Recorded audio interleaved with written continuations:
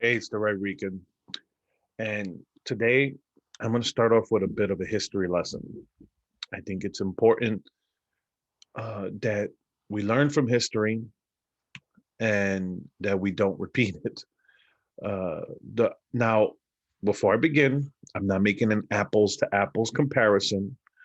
I'm just showing you a history of the indoctrination of the youth and how that is needed for whatever movement it's needed for a movement to basically succeed. So I'm going to start here. I'm going to go to Wikipedia and we're going to talk about, I'm going to start with the Hitler Youth. Okay. So we could talk about it.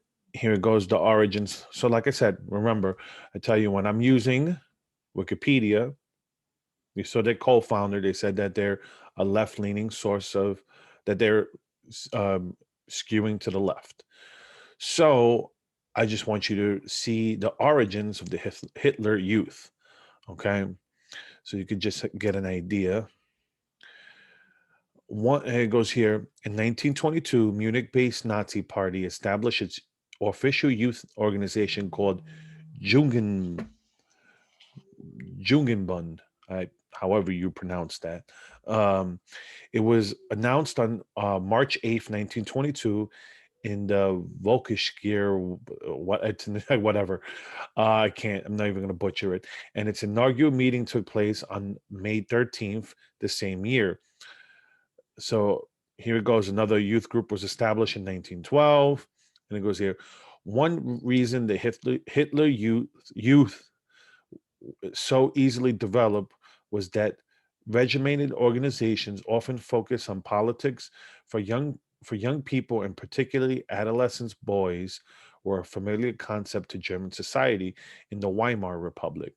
Numerous youth movements existed across Germany prior to and especially after World War One. They were created for various purposes. Some were religious, others were ideological, but the more prominent ones were formed for political reasons, like the Young Conservatives, the Young Protestants. Once Hitler came onto the revolutionary scene, the transition from seemingly innocuous youth movements to political entities focused on Hitler was swift. So I'm gonna keep going. The Nazi youth groups subsequently disbanded, but many elements simply went underground, operating clandestinely in small units under assumed names. In 1924, the Jundenbug was renamed Grossdeutsch Jundenbergung. There goes, Greater German Youth Movement. On June 4th, 1926, um, the the Greater German Youth Movement was officially renamed the Hitler Youth League of German Worker Youth. This event took place a year after the Nazi Party was reorganized, and the architect of the reorganization was Kurt Gruber, a law student from a law student. Um, and after a power struggle with a rival organization, anyways, so you can see it. You need. Here goes doctrine. The members of the Hitler Youth were viewed as ensuring the future of Nazi Germany, and they were indoctrinated in Nazi ideology, including racism. The Hitler Youth appropriated many of the activities of the Boy Scout movement, which was banned in 1935, including camping, hiking. Over time, it changed in content and intention. For example, the activities closely resembled military training with weapons training, blah, blah, blah, blah, blah, blah. Okay. The Hitler Youth were used to break up church youth groups, spy on religious classes and Bible studies, and interfere with church attendance. Education and training programs for the Hitler Youth were designed to undermine the values of the traditional elitist structures of German society along with their privileges. What does this sound like? Hmm. You sure this is not CRT? You sure this is not critical race theory? Besides promoting a doctrine of classlessness, additional training was provided that linked state identified enemies such as Jews with Germany's previous defeat in First World War and societal decline. The Hitler Youth were indoctrinated with the myths of Aryan racial superior. Okay, you get it. So, look, listen, what did the Nazis do? They indoctrinated the youth. So people are gonna, oh, flip out. Oh, you're comparing. No, I'm not comparing nothing to Nazis. I'm not comparing CRT to Nazism. Okay, I'm just showing you. And here we go. The Soviet cult of childhood. Okay, see, you see the propaganda right here. We need the generation of young people who began to reach political maturity in the midst of a disciplined and desperate struggle against the bourgeoisie. In this struggle, that generation is training genuine communists. It must subordinate to this struggle and link up with it each step in the studies, education, and training. Now, look, listen. He goes here. Here's the introduction. Children in the Soviet Union held a special place in the hearts of citizens and the party. They represented not only the innocence of youth, but also the promise of the socialist future. In order for the international Marxist revolution to succeed, the youth had to be treated well and educated politically. Communist authorities took many routes to achieve this goal. Primarily, the Communist Party fostered a cult of childhood, much like Stalin's cult of personality, which idealized the Soviet childhood. The Communist Party formalized this cult through youth organizations such as the Komsomol, Young Pioneers, and Little Octobrists. Much as Lenin did in his speech in the 1920 speech to the this cult relied on a juxtaposition between true communist children and everyone else. By institutionalizing this revere for childhood, the Communist Party isolated those children who did not join such groups and were in fact able to create a radical other or class enemy before citizens were entered the workforce. I mean, this is college. This is basically what's going on in college right now. This was what's been going on in colleges for the past, 30, 40 years. It's like these kids are going there, they're learning,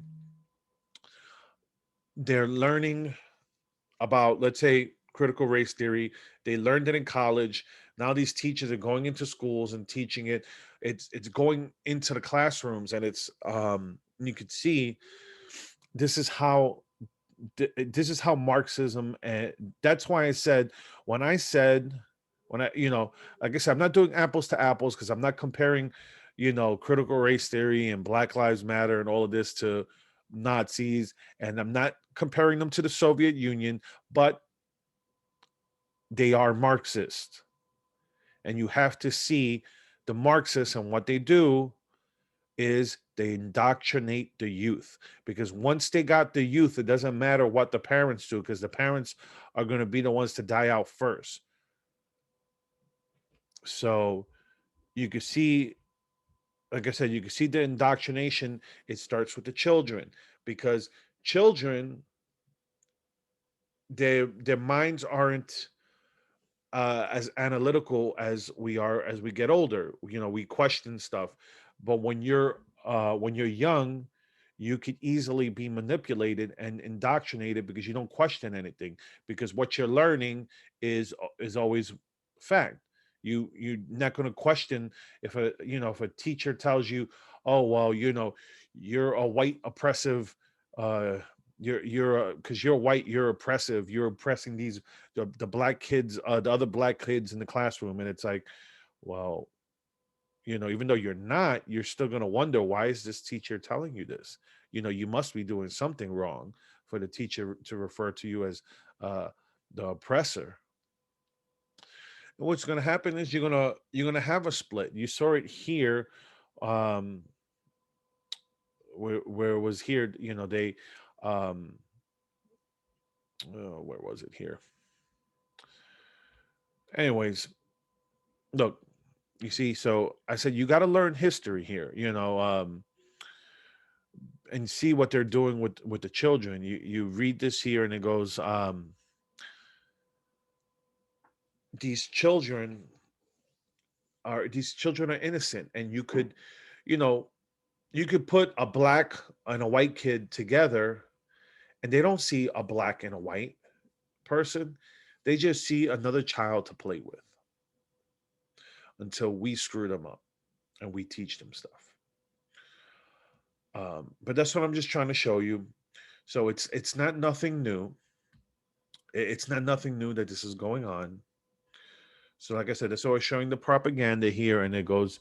So we what's going on is in this country, because the class mobility is achievable in this country. You're not destined to be poor your whole life if you're born into a poor family. So in turn, what's going on now, because class is not the because the Marxists can't use class struggle in this country. Not that we don't have elite people in this country, but let's say Oprah Winfrey didn't start as an elite and now she's an elite. She moved up the ladder, the societal ladder, and that's you could still that could you could be that person in this country still. But other countries, it's not like that. Once those political elites stay up there, and it happens that the irony behind all the indoctrination into Marxism is, in most of these Marxist countries, you still have the political elite that still eat better than the rest of the country. Look how fat Maduro is versus his people, and it just you see the difference. I mean, people there are losing weight while he's there. He's an he's an FF, a fat exact. So I've been trying to cut down on the cursing because I've been cursing a little bit, just because I get mad, so it just flows out. So when I say that, I wanted to point that out. But here's the whole thing. So I was talking about critical race theory because they talked about racism and all that, because that's what critical race theory is teaching racism. And that's why, I compared it there to the Nazi indoctrination, not because of killing anybody, but just because they're just trying to show how they play us, how they gaslight us. And it goes here: teachers union chief, we don't teach critical race theory. Teachers union, teaching critical race theory is important. And here's the whole thing: she's there, she did this whole speech that they're not teaching. Then you have teachers union saying that, or you have teacher organizations going that they're still going to teach critical race theory. Teaching negative history about this country is not critical race theory. Critical race theory is teaching kids, white kids, that they're the oppressor because they're white, and black and Latino kids being taught that they're victims because of the skin color that they have, their heritage that they have. That's what critical race theory is. But they try to gaslight us and to tell us that they don't teach it, but they do.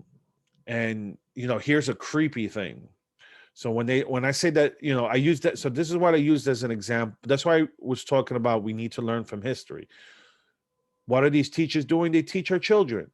So we need to be careful on what our kids are being taught. And you need to, when you come home from work and you're talking to your kids, you have to see what they learned in school, and you have to make sure that they're not being taught this junk.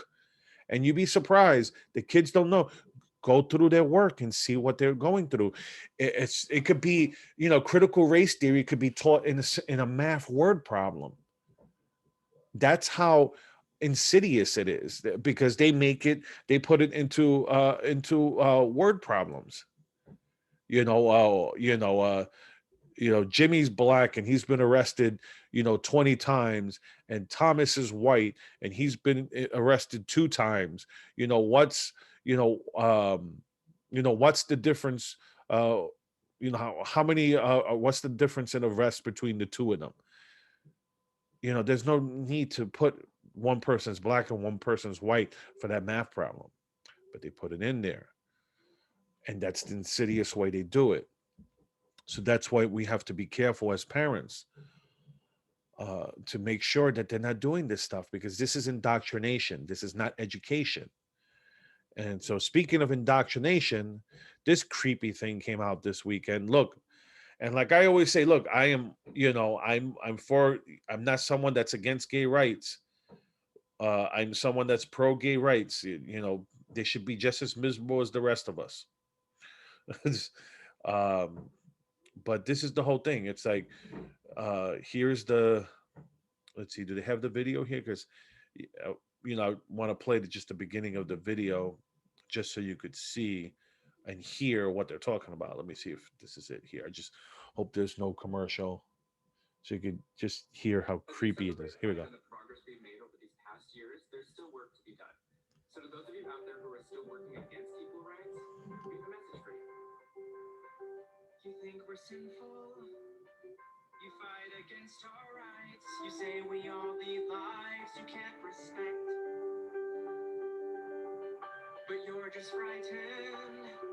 You think that we'll corrupt your kids if our agenda goes unchecked. Funny, just this once, you're correct. Just gonna leave it there. And this is creepy. It's just creepy. It's like, look, like I said, I'm not one that's against. I'm someone who's pro LGBT, um, but this is creepy. And it's saying that you're coming for people's kids. This is exactly what gets, this is what gets people angry. And people will talk about it, that this is how it starts, and the indoctrination begins from young. So if you're a Christian and you teach your kids that homosexuality is a sin, but you hate the sin, love the sinner, because there's people don't understand the difference. It's kind of like, people will say that a commandment is thou shalt not kill, when in actuality is thou shalt not murder. There's a difference. Murder is just killing someone in cold blood. If someone attacks you and you kill them in self-defense, that is not murder. So that's why you have to make that distinguish. So saying you hate the sin of homosexuality doesn't mean that you hate the person who is committing the sin, because at the end of the day, as Christians, we're all sinners. Whether you're a married man looking at another woman, whether you're fat like me, so I'm gluttonous, that's a sin. So we're all sins. We're all sinners. So not one sin is not worse than another. Sin is sin. But what this guy's, so what this guy's doing is being honest for once. And they try to play it off, saying that it was a parody, um, and it's not a parody. There's no joke in it. They were for once, some of these people were telling the truth, and that's why I started the whole story about learning from your history and understanding that when it comes to the children, that's how they get you. They even said it in the song. Hold on, let me go back to there. They even said it in the song, where they said in the song, um, "We'll convert your children. Happens bit by bit, quietly and subtly, and you will barely notice it. You can keep them from disco, warn them about San Francisco, make them wear pleated pants. We don't care. We'll convert your children. We'll make them tolerant and fair." You obviously tell this person doesn't understand the other side. They think they do and they don't. They think it's um but like I said, it's not about, it's not about that, their agenda with that. It's just about the indoctrination of youth and how they do it incrementally. And that's the the insidiousness of CRT, and their agenda right there is like they're trying to make you they're trying to make the children different, separate them from their parents, because the parents are the ones who teach you, teach your morals to your children. It shouldn't be the state, shouldn't be the school. It should come from your parents. It should come from your church. School, your school should not be teaching you morals, and that's the problem that's going on. They want, um, people want the state to be everything, and that's the biggest problem that's going on right now. And you're sending your kids to these schools. We want our kids to be educated, but there's educating that we need to do at home.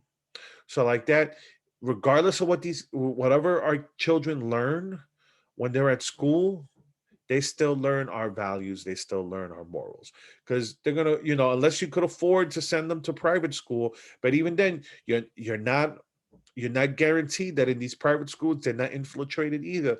And it happens in Christian and parochial schools too. So we have to protect our children, and it starts with understanding. It understands it starts at home, when we come home from work, when we're talking to our children, and we're seeing what they learn, and teaching them our values and morals. So like that, it's because it's not as much as we could get mad at the schools and get mad at the school districts and the teachers and society. At the end of the day, we as parents have to take responsibility for our children. All right, we'll leave it there. Hope you guys enjoyed the video. uh, Leave me comments, let me know what you think. If I'm wrong, I'm right, what do you think? I'll go from there. I put these videos on YouTube and Rumble. I'm also on. You can follow me on social media on Facebook, Twitter, Gab, Parler. I post on Telegram also. So, with that being said, have a good one, everyone.